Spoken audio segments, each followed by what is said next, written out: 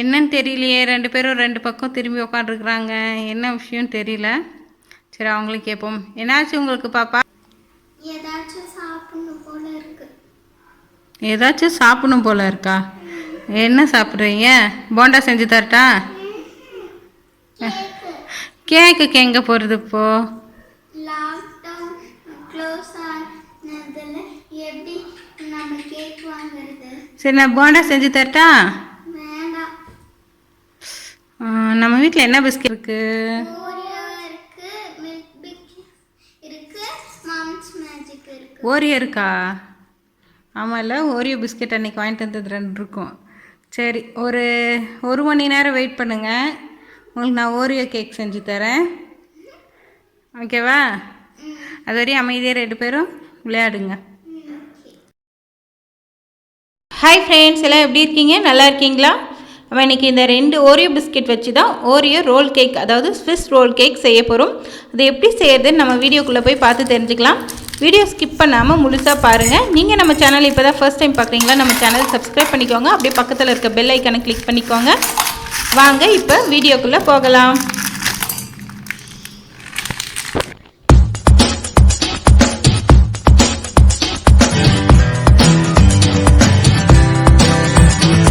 இப்போது நம்ம 2 பிஸ்கெட்டும் இந்த பாத்திரத்தில் கொட்டிட்டோம். க்ரீம் தனியாகவும் பிஸ்கட் தனியாகவும் பிரித்து எடுத்துக்கலாம். ரொம்ப ஈஸியான ஒரு கேக்குங்க. கண்டிப்பாக உங்கள் குழந்தைங்களுக்கு நீங்களும் ட்ரை பண்ணி பாருங்கள். கரெக்டாக ஸ்கிப் பண்ணாமல் முழுசாக பாருங்கள், அப்போ தான் கரெக்டாக வரும். இப்போ க்ரீம் தனியாகவும் பிஸ்கெட் தனியாகவும் நம்ம பிரிச்சிடலாம்.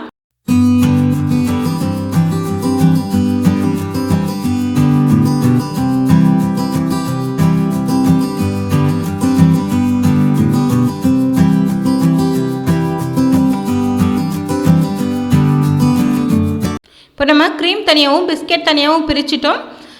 க்ரீம் வந்து அப்படியே இருக்கட்டும். இந்த பிஸ்கெட் மட்டும் நம்ம ஒரு மிக்ஸி ஜாரில் சேர்த்துக்கலாம். சேர்த்துட்டு நல்ல பொடியாக நம்ம பொடி பண்ணி எடுத்துக்கலாம்.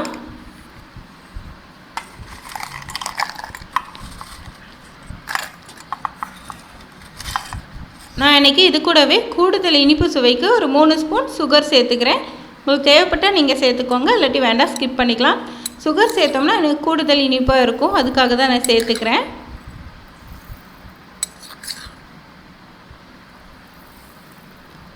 இப்போ நம்ம இந்த பொடி பண்ணி எடுத்துகிட்டு வந்துடலாம்.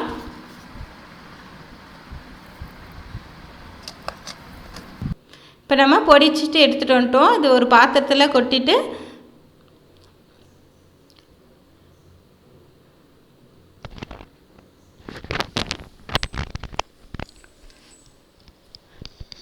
நம்ம பொடி பண்ணி எடுத்துகிட்டு வந்த பிஸ்கெட்டை இந்த பாத்திரத்தில் சேர்த்துட்டோம். இது கூடவே நம்ம தேவையான அளவு பால் வந்து சேர்த்துக்கலாம். நான் ஒரு 2 ஸ்பூன் சேர்த்துக்கிறேன், போதுமான அளவாக இருக்கும். நீங்கள் கொஞ்சம் கொஞ்சமாக சேர்த்துக்கோங்க, அதிகமாக போயிடாமல்.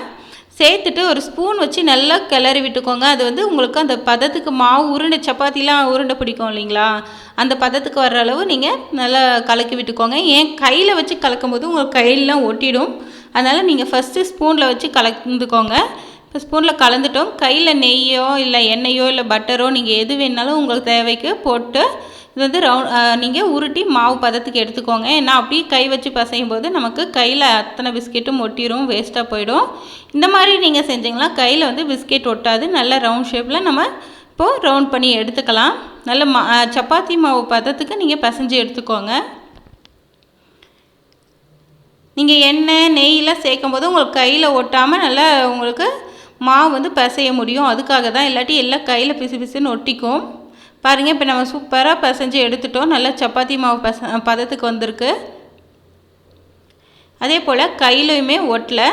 நீங்கள் அப்படியே கையில் எதுவுமே அப்ளை பண்ணாமல் சேர்த்திங்களா கையில் ஓட்டிடும். மாவு வந்து தனியாக எடுத்து வச்சிடலாம்.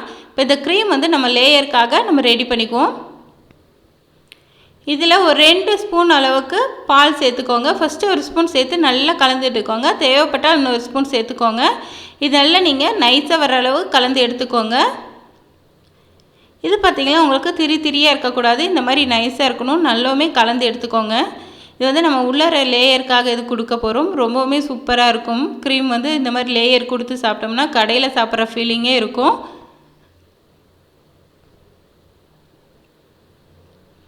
கட்டிகள் எதுவும் இல்லாமல் நல்லா இப்போ கலந்து விட்டுருங்க. பார்த்திங்கன்னா நம்ம கலந்து விட்டாச்சு. இது இருக்கட்டும். இப்போ நம்ம ஓரியோ ஸ்விஸ் ரோல் செய்கிறதுக்காக ஒரு கவர் ஷீட் எடுத்துக்கலாம். நம்ம இது வந்து மாவோ இல்லை எதுவுமே சேர்த்து திரட்ட போகிறதில்ல. நம்ம இந்த கவர் மட்டும் தான் எடுத்துக்க போகிறோம். தேவையான அளவு பிளாஸ்டிக்கை வந்து கட் பண்ணிக்கோங்க. பாப்பாவோட புக்ஸ்க்கு போடுற அந்த கவர் தான் எடுத்திருக்கேன். நீங்கள் உங்களுக்கு தேவைப்பட்டால் எந்த கவர் வேணாலும் எடுத்துக்கலாம். ஆனால் பிளாஸ்டிக் கவராக இருக்கணும். இது வந்து நடு சென்டர்லேயே இந்த மாவை வச்சுடுங்க. வச்சுட்டு 2 பக்கமும் க்ளோஸ் பண்ணிக்கோங்க.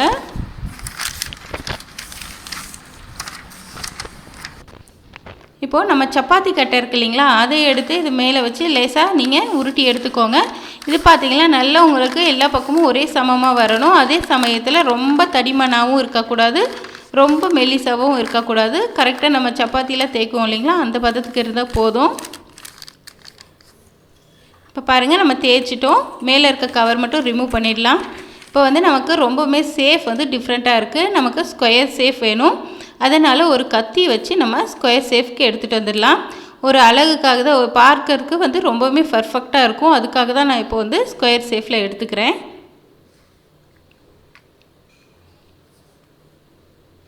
இந்த எக்ஸ்ட்ரா இருக்கக்கூடிய இதெல்லாம் நீங்கள் வேஸ்ட் பண்ணிடாதீங்க. அது தனியாக சாப்பிட்டாலுமே டேஸ்டியாக இருக்கும். அது வந்து குழந்தைங்க இருந்துருந்தாங்கன்னா அவங்கக்கிட்ட கொடுத்துருங்க. அவங்க விரும்பி சாப்பிட்டுக்குவாங்க. தனியாக சாப்பிட்டாலுமே ரொம்ப டேஸ்ட்டாக இருக்கும். நீங்கள் இப்படியவும் அப்ளை பண்ணலாம். நான் ஒரு ப்ரெசன்டேஷனுக்காக இப்படி ஸ்கொயர் சேஃபில் எடுத்துக்கிட்டேன். இதுக்கு மேலே நம்ம கலக்கி வச்சுருக்க அந்த க்ரீமை ஃபுல்லும் தடவிக்கலாம். எல்லா இடத்துலையும் படுற மாதிரி நல்லா தடவி எடுத்துக்கோங்க. அதே போல் ஓரத்தில் வந்து வெளியில் வராத அளவுக்கு தடவிக்கோங்க, உள்ளர மட்டும்.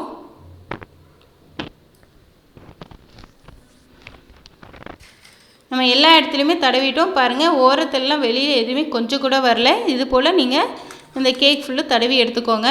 இப்போ நம்ம கவர் இருக்கு இல்லைங்களா, கவரோட நுனியை 2 பிடிச்சிட்டு நம்ம இப்படி உருட்டிக்கலாம்.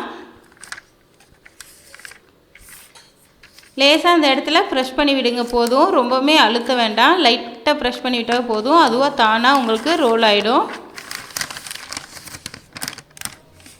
இது போல் நீங்கள் மெதுவாக எடுத்து விடுங்க. ஏன்னா இது வந்து சீக்கிரம் உடையறதுக்கு வாய்ப்பு இருக்குது.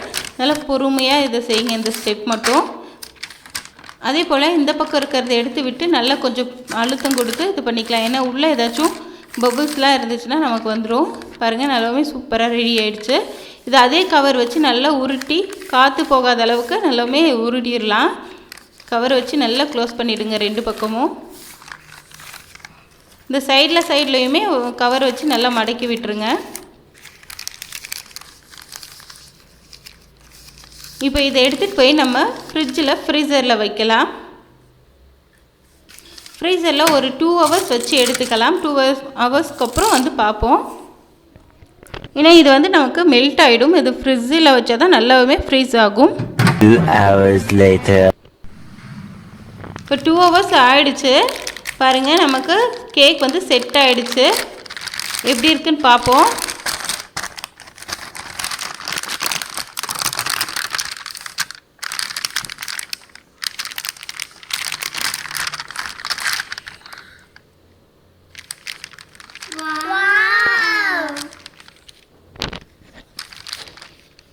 Yummy, yummy. செம்மையா இருக்குமா?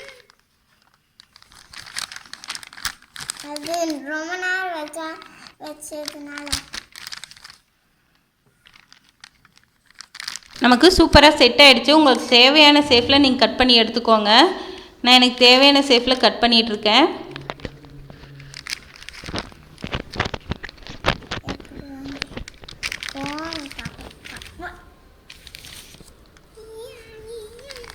இப்போது ஒரு தட்டுக்கு மாற்றி குழந்தைங்களுக்கு சாப்பிட கொடுத்துடலாம். இது நீங்கள் ரொம்ப எக்ஸ்ட்ரா செஞ்சிட்டிங்கன்னா எடுத்து வச்சுக்கோங்க. நமக்கு ஒரு 10 பீஸ் ஆயிருக்கு. சப்போஸ் நீங்கள் எக்ஸ்ட்ரா செஞ்சிங்கன்னா ஒரு கண்டெய்னரில், பிளாஸ்டிக் கண்டெய்னரில் போட்டு எடுத்து ஃப்ரீசர்லேயே வச்சுடுங்க. தேவைப்படும் போது எடுத்து சாப்பிட்டுக்கோங்க. எப்படி இருக்குன்னு பார்ப்பாங்களே கேட்போம். இந்த கேக் சாப்பிட்டு பார்த்து எப்படி இருக்குன்னு சொல்லுங்கள்.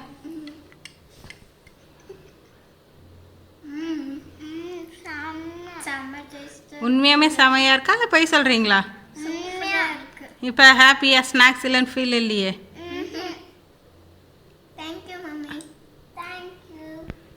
நீங்களும் இந்த மாதிரி கேக் ரெடி பண்ணி ஒரு பாக்ஸில் போட்டு ஃப்ரீசரில் வச்சுடுங்க. தேவைப்படும் போது எடுத்து கொடுங்க.